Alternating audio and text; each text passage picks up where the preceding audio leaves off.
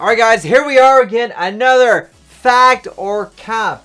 In these video series, I go through famous TikTok videos to give you the information. Is it fact or is it cap? So come join me where I can give you the best information when it comes to your gut health. Howdy y'all, Dr. Islam here, aka your poop guru. I'm a board certified gastroenterologist trained at the Mayo Clinic, and my passion is to give you, yes you, the best tips and tricks so you can live your best life from the top all the way down to the bottom. If you haven't already, don't forget to smash that like button, like, share, and subscribe. And if you haven't already, don't forget to subscribe to my channel and newsletter where you get great tips and tricks like you're learning in today's video. Do sooner. The first thing you should do every morning is drink at least 16 ounces of water. Pretty good. 30 to 45 minutes before eating or digesting anything else after that. This has been proven to boost your metabolism and circulation while reducing acne and inflammation. Kind of fact is, kind of not fact is. So yes, I am all about drinking water. I usually drink about 2 cups of water in the morning, 1 cup before each meal, and 2 cups at night. So it is good for you. Now we don't have evidence that it can decrease inflammation, make your acne better, make you better looking. Though we do have some evidence that if you are dehydrated, it does kind of make your skin worse. So factish and kind of capish on here. Get yourself a squatty potty. Most toilets don't promote good posture, and therefore that makes going to the bathroom more strenuous and necessary. Yes. These are one of my things that I recommend to all my patients. If you're having constipation, get a squatty potty or lift up your legs. It works. Great. Small improvement that doesn't take much effort to incorporate. If you accidentally singe your fingertips on a hot plate or something, you can immediately go and place them on your own earlobe to quickly eliminate the pain from the heat. I have no idea about this. I don't know, so I can't comment on this. This is because your earlobe doesn't have many nerve endings. Think why people get their ears pierced there. It basically just sucks the heat away without you really feeling it. I don't know. If you're ever feeling nauseous, you can actually take a sniff of some rubbing alcohol, and it should either eliminate or reduce the feelings of nausea. Oh, I don't know about that, man. I've never recommended sniffing rubbing alcohol to my patients. Isn't that illegal? I mean, I don't know. I've never recommended that to anybody. For once, alcohol is actually saving you from feeling nauseous. And finally, squeezing your thumb like this helps reduce your gag reflex. You know, for taking pills or vitamins. Okay, I've not heard about doing this to eliminate the gag reflex. I may try this with some of my patients. I have no idea about that. All right, health hacks for constipation, right up my alley. Let's see what they have to say. Here are some of my favorite home remedies for constipation from someone who has struggled with constipation for years and is now a nutritional therapy practitioner that specializes in gut health for women. So here we go, part 1. Okay, first tip is aloe vera juice, and I love this option. So there is some evidence for this, so I'm not opposed to using aloe vera juice to help out with constipation. I do recommend it for some patients, so I will go factish on this one. For clients, because it is not only a natural stool softener, but also a really healing ingredient for your gut lining. And so if you're struggling with food sensitivities, really like reactivity to a lot of different types of food, or even have just signs of inflammation, this can help with that, as well as helping support symptomatic relief for constipation. So I recommend this to a lot of my clients, and you can take this with some liquid chlorophyll as well before meals, or you can do them away from meals. I usually recommend 1 ounce 3 times a day away from meals if you're really trying to support the gut healing and also support the stool loosening. And next up are stewed apples. Yeah, people are obsessed with the stewed apples. I don't think there's any evidence that stewing your apples is going to help out with constipation. Apples have a lot of fiber and pectin, which can help out with bowel issues and microbiome issues. Keep in mind though that apples are a FODMAP, so it can cause you to be bloated as well. Just be aware of that. I usually have stewed apples on hand because I meal prep them every week. Something that I recommend for almost everybody because it really can help serve so many purposes. It has, when you stew apples, it releases a prebiotic fiber in the skin called pectin. No. And that's not true. That's total cap. We have no evidence that stewing your apples is going to release these probiotic fibers or whatever she's calling them. No, they're already in them. Eat it. That will get you there. Weight loss. Let's see this one. 101 pounds in 7 months. Well, one way you can do that obviously is give birth. Well, I mean, one way you can do that is give birth. Let's see what they have to say on here. Another tip and trick on how I lost 101 pounds in 7 months. First off, go get yourself some Chick-fil-A ice. nice, bro. Just look at it. It's beautiful. And your dentist is gonna hate me for this one. But I also have these packets. They're 5 to 10 calories each. They come in multiple flavors. I chose this one because personally it's my favorite. This one is 5 calories. Next, you just want to pour it all over your eyes. Just all over. And then you want to go grab a spoon and mix it up. Makes it really good. She's looking rough, but I promise she's good. And then, here you go. Voila. It's delicious. You can also blend it and make a slushie. I highly recommend that too. But yeah. All right, that's crazy. Total cap. You're just eating ice with some like Crystal Light? No.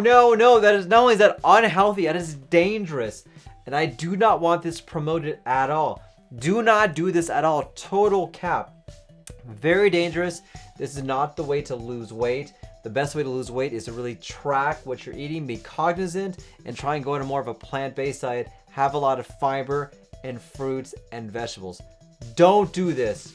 Total cap.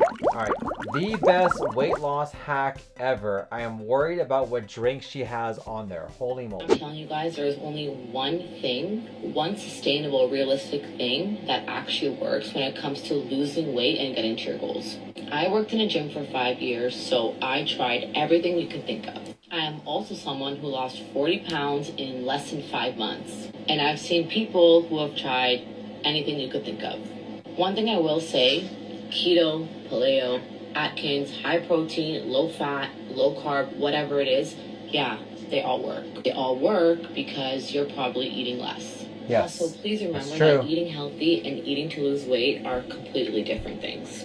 In my opinion, the most sustainable way to lose weight without tracking calories or stressing out is volume eating. Volume eating is in no means a diet plan, it is actually just a technique. You're basically mainly eating large amounts of low-calorie foods. Yeah, okay, that makes sense. Yeah, eating a lot of low-calorie foods.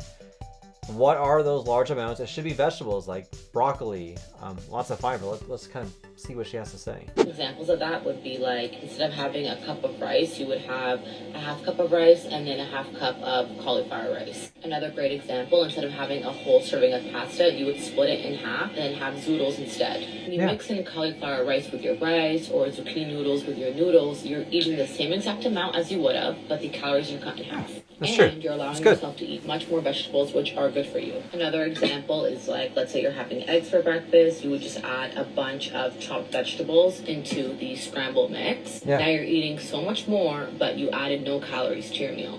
If you guys want examples of like actual meals or what I eat in a day, I could definitely show you, but I'm pretty impressed by that advice. That's actually pretty good.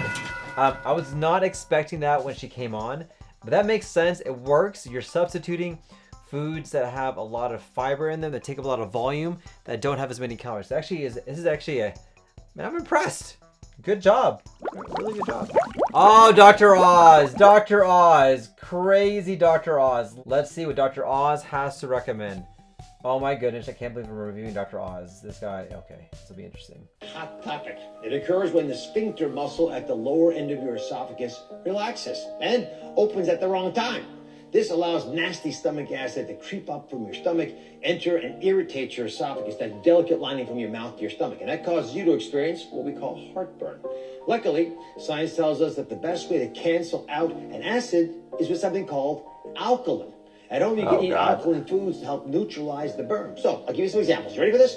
Try a cucumber, not rocket science, which has an alkaline level, or a pH as it's called, of about 5.5. Remember, average is sort of 7. Spinach has a pH of 5.1. Bananas have a pH of 5.1. And kiwis and chia seeds, they're alkaline forming in the body. So take a bite, or do what I do. Blend them together into a delicious alkaline-rich smoothie. You can enjoy this whether you experience heartburn or just have a sweet tooth. All right. It's not bad. I mean, we don't have a lot of evidence that having an alkaline drink like that's going to help out, but there's a video to promote having cucumbers, bananas, more vegetables. Okay, I'm all for that. So tentatively, I'll give Dr. Oz a thumbs up. I'm very scared that I actually did that, but yes, we'll just see. Why I had to get my bum hole removed. Crohn's disease. All right, this will actually be an interesting story. So let's talk about this. My butthole taken out. So I have a disease that's called severe perianal Crohn's disease. This basically only affects my bum, and the way that it would present itself was with abscesses and fistulas. And basically, whenever I would go poop through my bum, the bacteria would go through these fistula tracts into these pockets of abscesses, causing me to go septic and nearly killing me every single time. It's very true. Unfortunately, it's a very common complication when it comes to Crohn's disease. Crohn's disease is one of those inflammatory bowel disease in which your body attacks itself. And with Crohn's disease, you can actually develop what are called fistulas, which are areas in which your GI tract will actually form connections. And yes, you can develop abscesses. You can get people very, very sick. This actually is a very true statement. I actually applaud this individual for going on TikTok to explain this, because it's a very common complication from Crohn's disease. Now, there are treatments for this. The solution isn't always just the surgery. Yeah. You can go on biologics and other medications and do other fistulotomy repairs in surgery that don't require taking out the actual rectum. But I tried everything, literally everything. I tried so many biologics and so many surgeries, and nothing really worked until I finally got my butthole taken out. I find it really funny to see that people were commenting saying that I chose to get this done. I technically didn't choose to get this done. It's not something that you can just walk into your doctor's office and be like, I want to get my butthole taken out. Yeah, it's not sure. like that. It's Yeah, not a cosmetic very true. surgery. In most case scenarios, you only go to this surgery as a last resort when Yeah. the patient no longer has any options left and when their quality of life is severely affected. That is a great video, man. That is an awesome video that exactly explains what happens sometimes when you have Crohn's disease, is that you can try everything. We can try all the medical options, but sometimes the body is going to tell you what to do. And sometimes you need to do something as dramatic but effective as surgery. So this actually is a great video. Very good video.